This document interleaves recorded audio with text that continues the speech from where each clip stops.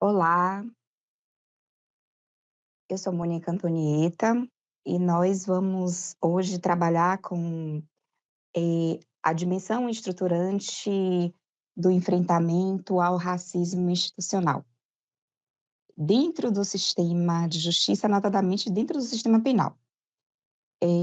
A temática ela é muito importante porque está justamente dentro do eixo da pena justa, que trata das questões relacionadas ao Plano Nacional para o Enfrentamento do Estado de Coisas Inconstitucional nas prisões brasileiras, em razão da decisão da ADPF 347.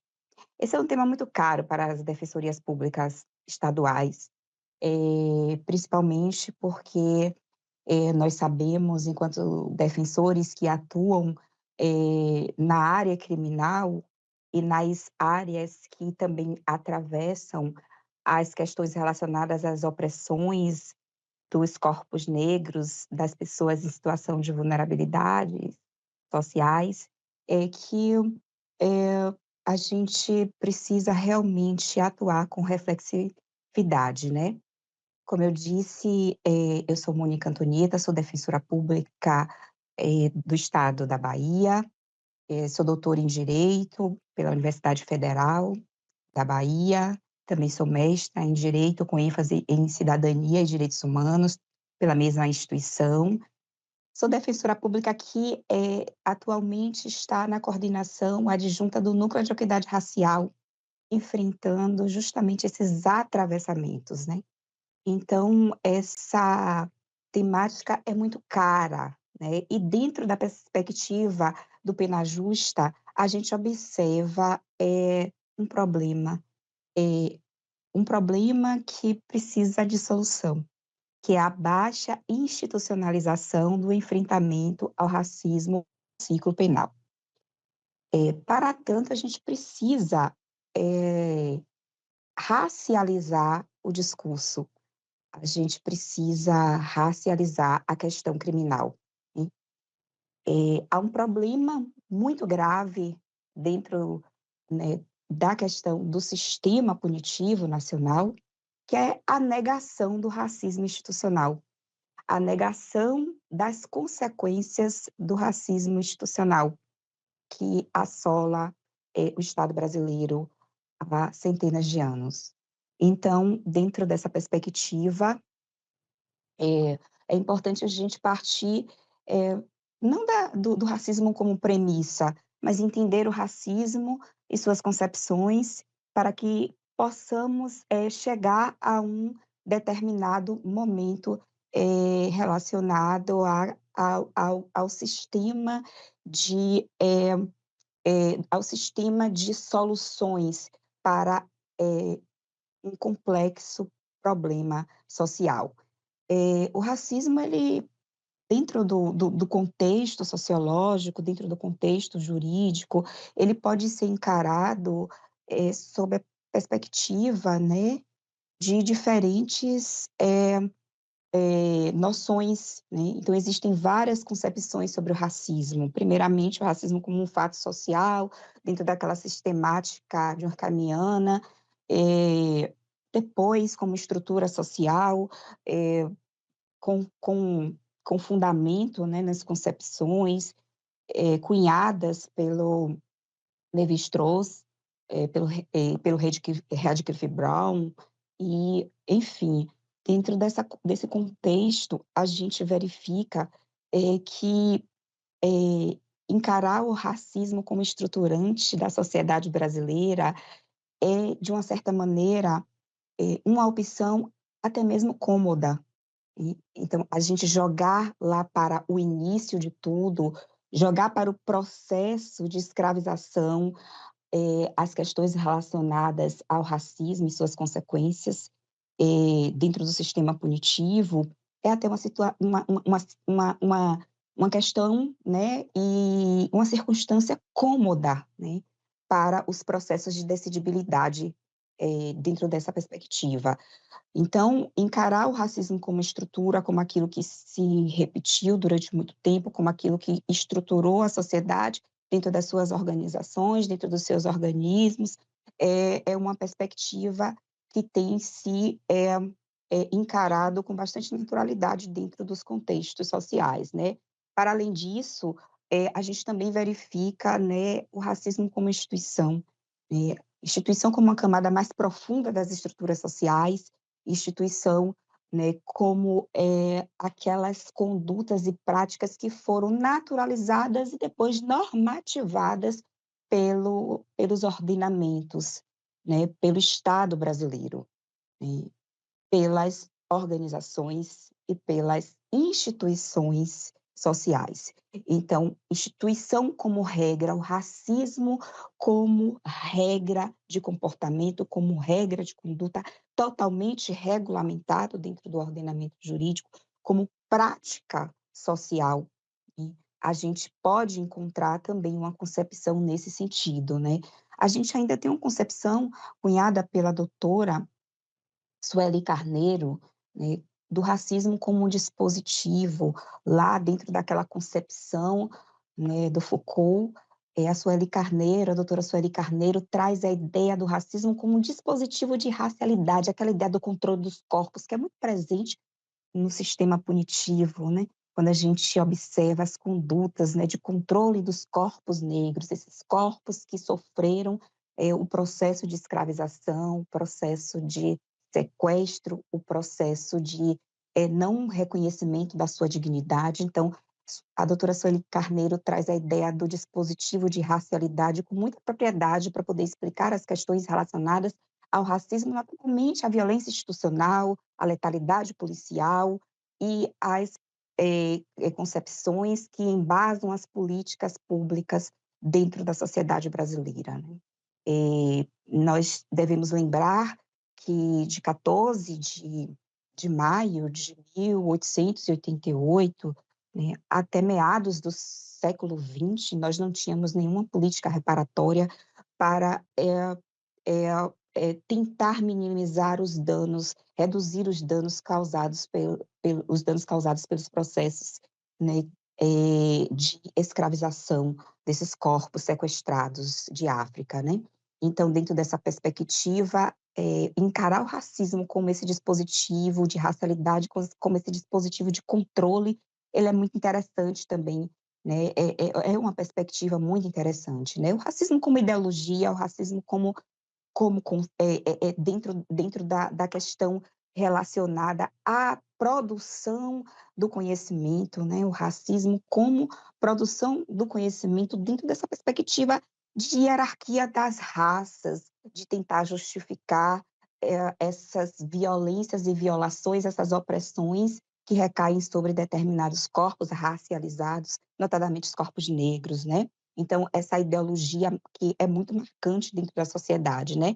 O racismo como sistema de opressão, dentro da perspectiva da doutora, Djamila Ribeiro, então essa ideia de uma, circunstância ali pontual e que, vira e que consegue se transformar em uma questão sistemática dentro do sistema, né, do sistema punitivo, então aí a gente vem com essa ideia, né, do sistema de opressão, ou seja, né, uma questão pontual que repetidamente é realizada uma conduta, uma uma uma prática social e de repente, acaba se transformando em um sistema de opressão em relação a determinados corpos, em relação a determinadas pessoas, né.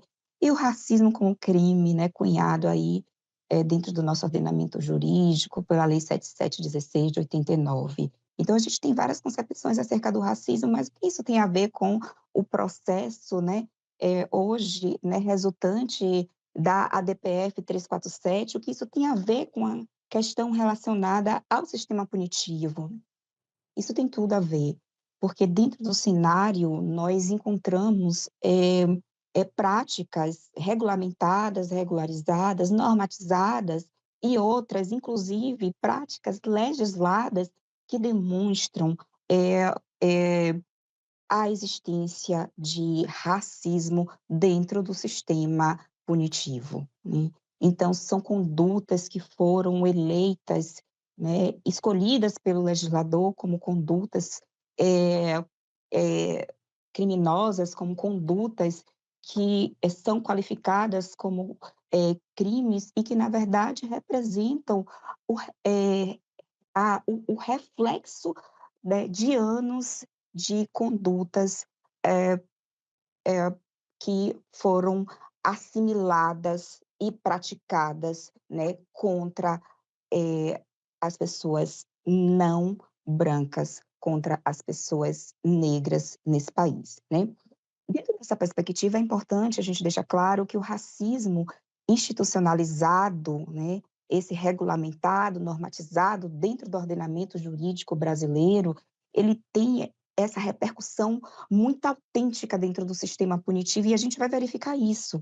Só que, dentro de todo esse contexto social, hoje a gente verifica que o racismo, por si só, como categoria analítica, não está sendo mais suficiente para compreender as experiências das pessoas negras no Brasil, né. Hoje a gente tem um conceito de antinegritude muito forte, um conceito de negrofobia, que vem, trazer, né, explicações, né, não justificativas, mas explicações para as situações que ocorrem, dentro, do contexto, das instituições brasileiras. E aí a gente tem a ideia, né, de que o racismo, sendo entendido como esse conjunto de práticas sociais, né, institucionalizadas, né, dentro da perspectiva dos valores que são, acolhidos pela sociedade, geram desvantagens estruturais para pessoas negras, para corpos pretos, né, e esse racismo dentro dessa dia de pessoas brancas, pessoas não brancas, né, hoje precisa ser substituído, né, por uma outra díade, pessoas negras e pessoas não negras, porque a gente precisa racializar esse debate. E para racializar esse debate, a gente precisa partir dessa perspectiva da negritude, não da perspectiva da branquitude, né. Então essa ideia, né, de que, as pessoas negras são sistematicamente excluídas, olha aí o conceito da doutora Djamila Ribeiro sobre sistema de opressão, né, e constitui um não ser. Aí a Sueli Carneiro traz muito bem essa ideia ontológica, né, do racismo ali como, é um um um dispositivo de racialidade que atua justamente ali naquele limite do ser branco, né, e do não ser, né, direcionado às pessoas negras, né. Então, essa ideia do não ser, fundamenta as subjetividades não negras, as subjetividades da branquitude. E isso está dentro do nosso sistema de justiça de uma forma muito, muito tranquila, né. A gente verifica que as pessoas normalizam isso, essa normalização, né. Há uma exclusão ontológica e social desses corpos negros, conhecidos como não pessoas, dentro daquela concepção lá do liberalismo das pessoas que não conseguiram, dentro do processo de humanização, ter a completude dos seus direitos, né, o reconhecimento da completude dos seus direitos. E aí vem justamente essa ideia de desumanização e violência. Essa violência que nós, eh, todos os dias, eh, acabamos por assistir em relação aos corpos negros, notadamente a violência institucional. Aquela violência que diz que os corpos negros existem não pelo Estado, mas a despeito do Estado, né. E isso está dentro de uma concepção de antinegritude.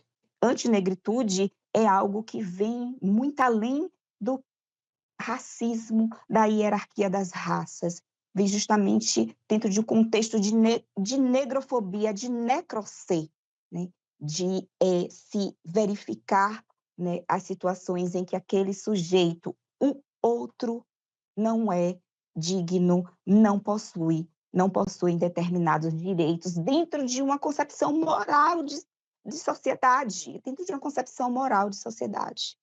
E aí a gente vai verificar o quanto isso pesa nos momentos de decidibilidade no sistema de justiça, né.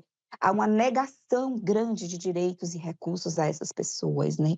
elas estão nas encruzilhadas das opressões sociais, e o reconhecimento de que há a incidência, né, dessas questões de antinegritude, de racismo institucional, é o primeiro passo para que tenhamos um sistema de justiça mais justo, dentro da perspectiva da equidade, não da igualdade, porque sabemos que a igualdade é muito difícil de ser alcançada, né? Então, dentro dessas estigmatizações, né, dos espaços, né, e dentro das relações de identidade, né? Então, aí a gente tem justamente a formação dos preconceitos identitários. A antinegritude, ela associa negativamente espaços de identidades ligadas à negritude, os seus corpos, os seus traços, né, aos locais, aos espaços de circulação, aos locais de residência, aos espaços que são ocupados por essas pessoas. Eles são não lugares, então eles podem ser constantemente invadidos pela força opressora do Estado, né? Então, aqui que a gente verifica as constantes violações, as violações de domicílio, as constantes violações de buscas e apreensões ilegais, as constantes violações de tortura, as constantes violações de direitos humanos para aqueles que também reclamam essa qualidade de humano, mas que em determinados momentos não são ouvidos. Então, é importante deixar claro que, a despeito da necessidade de implementação do pena justa, a necessidade de reflexão sobre a questão das reformas institucionais, sem a observância por todos os membros do sistema de justiça da existência do racismo institucional, né, das perspectivas da antinegritude, da negrofobia, do necroser. Sem essa observância, não há como se reverter essa situação do estado de coisas inconstitucional, não há como se reverter, se minimizar os danos do encarceramento em massa, não há como se minimizar os danos da letalidade policial, né? Então, a gente tem aí um impacto transhistórico, né? A antinegritude, ela vinha atravessando diferentes períodos da história, e agora, neste momento pós-modernidade, dentro de um processo de crise de identidades sociais, nós verificamos a necessidade de refletirmos sobre estas questões, né? E para isso, dentro do eixo 1, né, do programa, nós verificamos a necessidade de observância do controle da entrada e das vagas do sistema prisional. Ora, como vamos verificar essa questão? Como vamos nos ater à superlotação carcerária e à sobreposição e à sobre-representação da população negra dentro do sistema punitivo, né? Então, os dados evidenciam, e são dados oficiais, evidenciam que a maioria dos corpos que ocupa o sistema prisional é formada por corpos negros. E toda essa perspectiva de formação da composição do sistema prisional, verificamos que o que determina o ingresso dessas pessoas no sistema é muito mais do que um trabalho das polícias, é muito mais do que um trabalho da investigação pré-processual, é muito mais do que o processo penal em si, né? A gente tem a seletividade do próprio sistema penal, a gente tem a criminalização da pobreza, a gente tem a guerra às drogas, evidenciando, sim, né, uma guerra a pessoas, a corpos. Porque não se faz guerra contra coisas, se faz guerra contra pessoas. E a gente verifica isso nas constantes alterações legislativas, quando a gente verifica que a criminalização de condutas, o aumento de penas, atinge justamente aquelas práticas que são mais afetas aos corpos negros, né?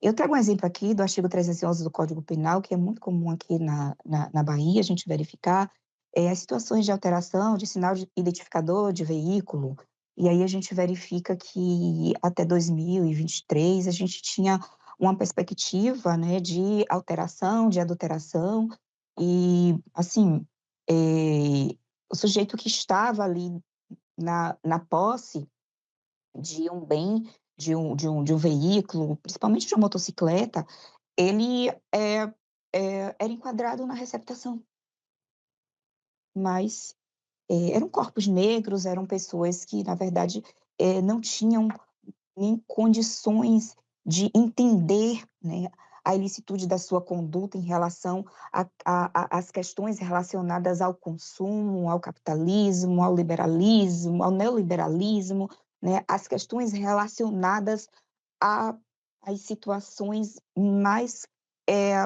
corriqueiras, né, das transações comerciais, né, das relações de consumo.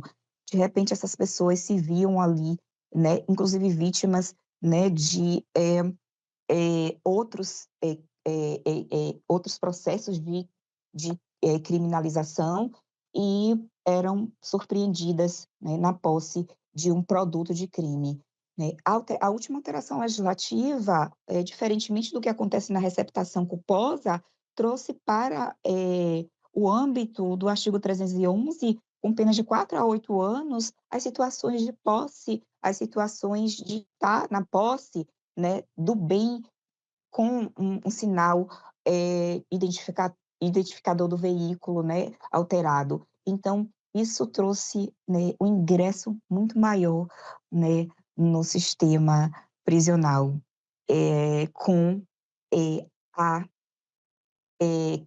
qualificação, né, dessas condutas, com a desvalorização dessas condutas para a situação, incerta no artigo 311 do Código Penal. Então hoje o sujeito que, conduz uma motocicleta, tomou emprestado do vizinho e, precisou, né, prestar um socorro, que estava na garupa da motocicleta, responde pelo crime do artigo 311 e entra no sistema de justiça, repressivo, dentro dos estabelecimentos prisionais em razão do quantitativo de pena que é alto, né. Então, dentro dessa perspectiva, a gente vê como esse processo de criminalização se dá e se direciona para corpos negros, para pessoas que estão ali nas situações de vulnerabilidade, que estão ali dentro daquele contexto de hipossuficiência econômica que a gente bem conhece.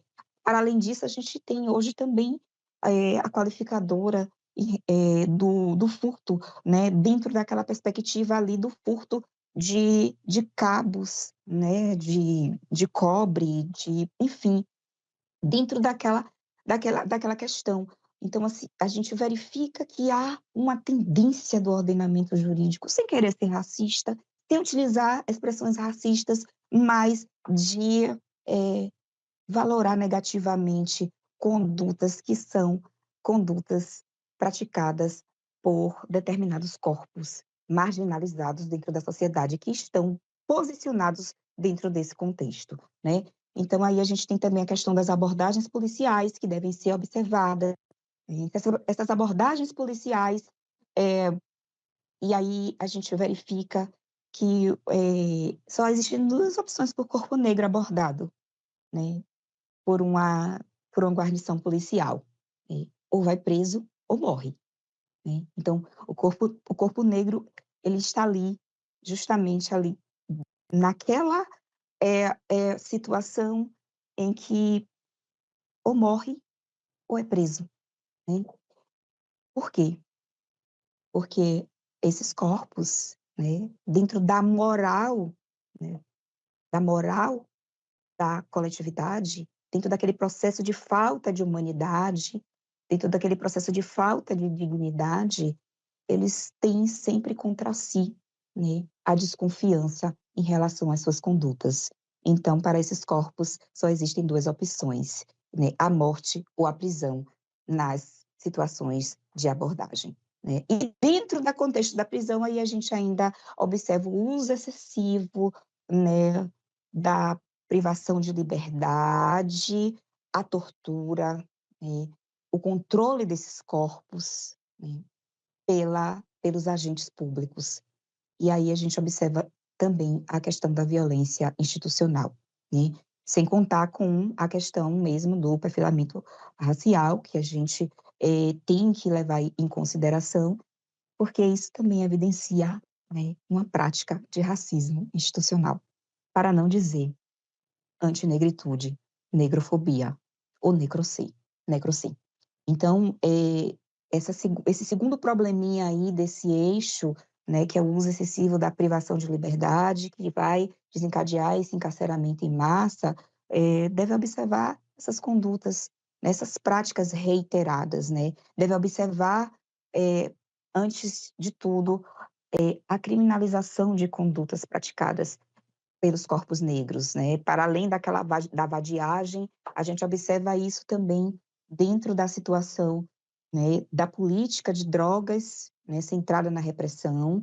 A gente observa, o que a gente chama de que a gente chama não, que a gente, entende dentro daquela perspectiva trazida pela doutora Sueli Carneiro também, da síndrome DPE, que é a discriminação, o preconceito e o estigma, dentro dos processos de decidibilidade do sistema de justiça. Então, com base, nos preconceitos identitários, eh, são, praticadas injustiças epistêmicas constantemente. Há uma desvalorização, uma descredibilidade na palavra desses sujeitos, dos corpos negros.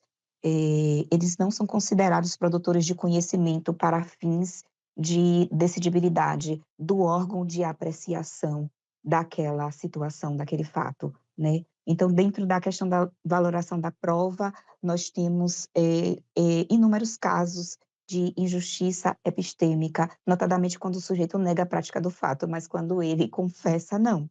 A palavra dele, ela é levada em consideração, mas quando ele nega, há uma desconfiança muito grande e há uma desproporcionalidade, né, em relação à valoração da palavra do agente público. Então, há uma injustiça nesse sentido, injustiça epistêmica, porque desconsidera aquele sujeito como produtor de conhecimento para fins de decisão no processo. Então, dentro dessas perspectivas de valoração da prova, nas situações de dosimetria da pena, a gente também observa situações de racismo institucional, quando se exige que o sujeito comprove a ocupação lícita, né. Eh, Se isso não acontecer, há uma desvalorização, né, da sua conduta, da sua personalidade, em razão da não comprovação de atividade ilícita e a pena base, ela vai lá para cima. Então, existe uma série de práticas dentro do ordenamento jurídico que, não são diretamente, vistas como práticas racistas, mas são institucionalizadas e são práticas que discriminam, são práticas que estigmatizam, são práticas que demonstram preconceito identitário. No eixo 2, a gente tem uma situação bem, peculiar em relação à questão, né, dos serviços prestados e da estrutura dos estabelecimentos prisionais. Quem são esses corpos que ocupam os estabelecimentos prisionais? Mais de 60% dos corpos que ocupam os estabelecimentos prisionais do Brasil inteiro e na Bahia, mais de 80%, são corpos negros. Então, são corpos negros que, na verdade, estão ali nas encruzilhadas das opressões e vão encontrar no sistema de justiça algo igual ou pior. Melhor não vou encontrar. E assim, e qual é a preocupação do sistema de justiça com essa questão, né? A DPF 347 vem mostrar que até então não existia preocupação nenhuma em relação a isso, né? Então a gente tem uma inadequação da arquitetura prisional, a gente tem baixa e má qualidade dos serviços prestados, isso aí é óbvio, e aí a gente tem aquela ideia do princípio leis elegibility, que é, na verdade, menos elegibilidade, né? Para que o castigo produza o efeito que se deve esperar dele, basta que o mal que causa ultrapasse o bem que o culpado retirou do crime. Então Foucault, ele traz essa perspectiva, né, do que é o controle desses corpos, né, e aquela ideia do que ele vai encontrar dentro do sistema repressivo, né. Então o sistema repressivo, né, ele acaba refletindo as ideologias punitivistas, o direito penal de emergência, o direito penal midiático, o direito penal subterrâneo, a negrofobia, a necropolítica, né, a própria ideia da moral social associada ao direito, essa moral social que diz quem tem direito e quem não tem direito, né. Aquela concepção mesmo, né, do Jacobs, né, do direito penal do inimigo, aquela ideia lá, né, do sistema, né, das normas, enfim. Então, para o inimigo, menos direito, para o inimigo, não direito. Mas a gente já tem isso para os corpos negros, menos direito, né, se forem reconhecidos. Então, a gente já encontra dentro desse sistema uma desconfiança muito grande na palavra desses sujeitos, né. Então, a discriminação, né, racial, dentro de todos os contextos que atravessam, o sistema punitivo nacional, né. E dentro desse contexto a gente tem, eh eh eh, o problema da tortura, do tratamento desumano, né, do tratamento cruel, mas quem são esses corpos que sofrem? São os corpos negros, né. E aí, né, como resolver isso, né? O levantamento, trazido pelo Plano Nacional deixa bem claro que há uma impunidade da violência institucional. Como resolver essa questão? Vamos racializar o debate. É necessário racializar esse debate. É necessário compreender que existe uma institucionalização de práticas naturalizadas ao longo de um longo processo histórico, né. E isso vai repercutir, é óbvio, dentro da perspectiva do sistema positivo ou do sistema punitivo, em uma resistência, né, das instituições, à transparência de dados, né, à transparência das, ocorrências, né. Então há uma resistência institucional à transparência das ocorrências, para que haja um levantamento da violência institucional ocorrida dentro dos estabelecimentos prisionais, né. E aí a gente, em razão dessa falta de transparência e dos canais efetivos, né, para a denúncia, a gente tem uma invisibilidade desse problema. E esse problema, sendo invisível, não pode ser combatido, né, pelo menos com as armas que a gente tem, né. Além disso, o programa, né, dentro do plano de ação, traz uma desvalorização dos servidores penais. Aqui na Bahia, sua maioria são corpos negros também, né, que ocupam também esses cargos. Então aí a gente tem também uma questão relacionada, às organizações, às estruturas, né, e o desprestígio de determinadas, funções dentro do ordenamento, né, jurídico, né. O eixo 3 traz os processos de saída, de prisão e de reintegração social, e aí a gente tem, né, toda aquela situação de estigmatização, dos estereótipos criados, dos efeitos decorrentes, né, da do da pena, né, do do aprisionamento. Então a gente tem, também uma ausência de estratégias de reintegração social. Lá em 2013, quando eu estudei isso no mestrado, trabalhei com ações afirmativas para egressos do sistema carcerário brasileiro. E Ale Alessandro Barata, há muito tempo, já dizia que há necessidade da sociedade participar desses processos, né, da sociedade participar desses processos de reintegração social. Mas como é que a gente vai fazer isso? A gente precisa, eh, para além de tudo, trabalhar com as ideias relacionadas à, conscientização popular, né. E o eixo 4, já finalizando, traz justamente a ideia das políticas para a não repetição do estado de coisas institucional. E aí vem a ideia, né, da baixa institucionalização do enfrentamento do racismo institucional no ciclo penal, que é o que a gente está trabalhando aqui. Se nós formos observar desde o início, desde o processo de criminalização das situações, relacionadas às prisões, né, às audiências de custódia, aos processos, às audiências criminais, né, à sentença, né, ao julgamento nos tribunais, nós vamos verificar a existência de injustiça epistêmica em razão do preconceito identitário, e aí a gente tem justamente um diálogo muito forte com o racismo, né, institucional, o racismo que estruturou a nossa sociedade, né. E aí, nós temos uma fragilidade muito grande das políticas públicas e um desrespeito também aos precedentes, que acabam por se distanciar dessas perspectivas racistas, né.